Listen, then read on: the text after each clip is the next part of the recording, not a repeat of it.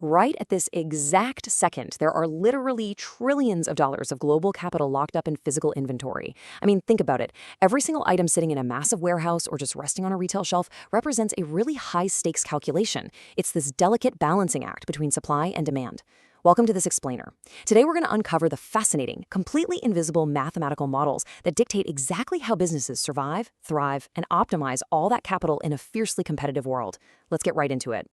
So, how do businesses actually know exactly how much to order? It seems like a super basic question, right? But getting the answer wrong has disastrous consequences. If a business orders way too much, they tie up all their crucial cash flow in stagnant boxes, paying absolutely exorbitant warehousing fees while risking the stuff going obsolete.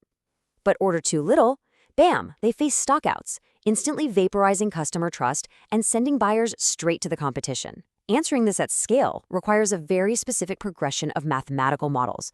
We're going to go from a frictionless, perfect theoretical world directly into the messy, totally unpredictable realities of actual global commerce. Here's what we're looking at today. First, core concepts, then classical EOQ, moving into EOQ with price breaks, factor in EOQ with shortage, and finally, wrap it up with the probabilistic EOQ model. All right, starting off with Section 1, Classical EOQ under perfect conditions. This classical model is essentially our anchor. EOQ stands for economic order quantity. Now, in this mathematical utopia, we assume demand is perfectly constant. That means exactly the same number of people buy the product every single day without fail. We also assume there are absolutely zero shortages and that storage costs never ever fluctuate. But the real insight here, the so what, is this underlying financial tug-of-war happening behind the scenes. Every time a purchasing manager places an order, they're facing two competing forces: ordering costs and holding costs. See, if you order inventory in massive batches, your ordering costs plummet because you're paying for fewer freight shipments and less administrative setup. But your holding costs absolutely skyrocket because you have to pay for immense warehouse space, insurance, and capital depreciation. On the flip side, if you order in tiny batches, your holding costs are basically zero, but you're just bleeding money on shipping and setup fees every single day. The classical EOQ formula actually uses calculus to find the exact, highly efficient sweet spot where those two competing forces perfectly balance out to minimize total cost. It's brilliant. But, business doesn't happen in a vacuum, right? The classical math instantly breaks down when real-world human incentives enter the picture. For instance, what happens if a supplier tries to tempt you with a bulk discount? What if they suddenly offer a massive 20% discount on the unit price, but only if you double your standard order volume today? That brings us to Section 2, the EOQ model with price breaks.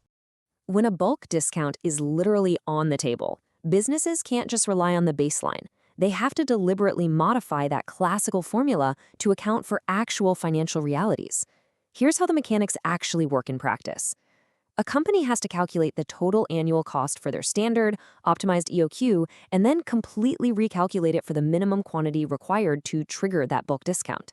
They're basically looking to see if the reduction in the raw cost of the goods is mathematically greater than the penalty of a drastically inflated holding cost. It becomes a massive question of capital allocation. Sure, buying 3 years' worth of steel might be 20% cheaper upfront, but is the money saved really worth the opportunity cost of tying up millions of dollars in a warehouse? Will that steel rust? Will warehouse rent suddenly spike? This model forces a business to mathematically prove if a bulk discount is actually a good deal or just a trap. Okay, so we've added bulk pricing to our math, but let's push the boundaries of this logic even further. What happens when it's mathematically optimal to have an absolutely empty shelf? Sometimes, as operations scale in complexity, the best financial move becomes completely counterintuitive to everything we assume about good customer service. Let's look at Section 3, Factor EOQ with Shortage. Unlike the classical EOQ model, which, remember, strictly prohibits stockouts, the EOQ with shortage model intentionally embraces empty shelves. It treats them as a highly calculated, cost-saving measure. This introduces a brand new metric to our math: the backorder cost. Picture a business selling highly specialized industrial machinery or massive custom-built servers. The holding cost for these giant, expensive items is phenomenally high. So at a certain point, the math actually reveals that it's significantly cheaper to intentionally hold zero inventory and just eat the penalty of a backorder cost. This might mean offering the customer a slight discount for waiting or paying a premium to expedite shipping once the item is actually built. This model calculates the exact threshold of how long a business should intentionally let customer orders pile up in the queue before pulling the trigger to fulfill them. It's trading immediate availability from massive overhead savings. Pretty wild, right? So that covers planned shortages. But honestly, up to this point, we're still operating under the really dangerous assumption that we know exactly what customers are going to do. What if customer demand is entirely unpredictable? Sudden viral trends, dramatic weather shifts, or severe global shocks, like a sudden microchip scarcity or a massive run on paper goods, can wipe out a finely tuned supply chain overnight. Which brings us to our final stage, Section 4, the probabilistic EOQ model. This model acts as the ultimate reality check for modern supply chains. It basically swaps out absolute certainty for statistical likelihoods. So instead of operating on the rigid assumption that a store will sell exactly 100 units today, this model uses the standard deviation of historical demand. It operates on the messy reality that there is, for example, a 95% chance of selling between 80 and 120 units. And that 95% figure, that's what supply chain experts call a service level. Think about it like this. If a business wants to guarantee a 99% service level, meaning they practically never run out of stock even if demand spikes, the math says they absolutely must hold a massive amount of safety stock. But if they're comfortable dropping to just a 90% service level, the required safety stock drops significantly, which instantly frees up tons of cash flow. It's all about balancing the statistical risk of a stock out against the very real, concrete cost of maintaining a mathematical buffer in the warehouse. This is exactly how modern global retailers avoid total disaster. They don't rely on averages, they rely on standard deviations. Let's take a step back and recap how these models actually evolved to match reality. We start with a perfect baseline in the classical EOQ. Then, we progressively level up the math to handle the messy reality of commerce. We add bulk supplier dynamics with the price breaks model. We incorporate intentional, calculated empty shelves with the shortage model.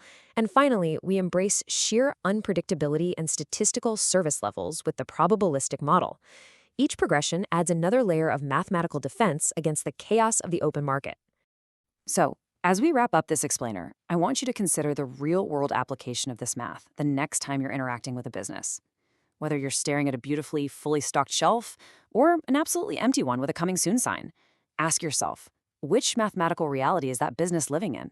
Are they playing it safe with perfect classical conditions, or are they riding the chaotic wave of probabilities?